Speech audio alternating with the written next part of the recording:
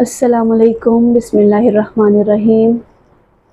رسول اللہ صلی اللہ علیہ وآلہ وسلم نے فرمایا، قریب ہے کہ لوگ تم پر ایسے ٹوٹ پڑیں گے جیسے کھانے والے پیالوں پر ٹوٹ پڑتے ہیں۔ تو پوچھنے والوں میں سے ایک نے پوچھا، یا رسول اللہ صلی اللہ علیہ وآلہ وسلم، کیا اس وقت ہم تعداد میں کم ہوں گے؟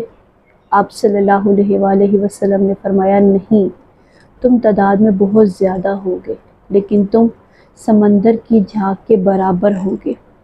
اللہ دشمنوں کے سینوں سے تمہارا خوف ختم کر دے گا اور اس کی جگہ وہن ڈال دے گا۔ پوچھنے والوں میں سے پوچھا گیا کہ یا رسول اللہ صلی اللہ علیہ وآلہ وسلم، وہن کیا ہے؟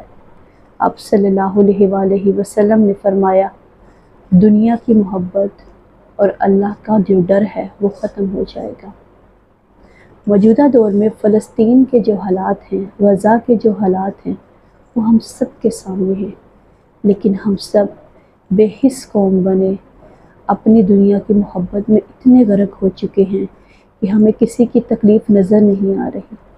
ہاں، ہمارے اپنے گھر میں کسی کو تکلیف پہنچے تو ہمیں لگتا ہے کہ تکلیف ہے، لیکن اہل غزہ جو کٹ رہے ہیں، مر رہے ہیں، شہید ہو رہے ہیں اللہ کی راہ میں، پوری امت مسلمہ روز قیامت اس چیز کے بارے میں جواب دے گی۔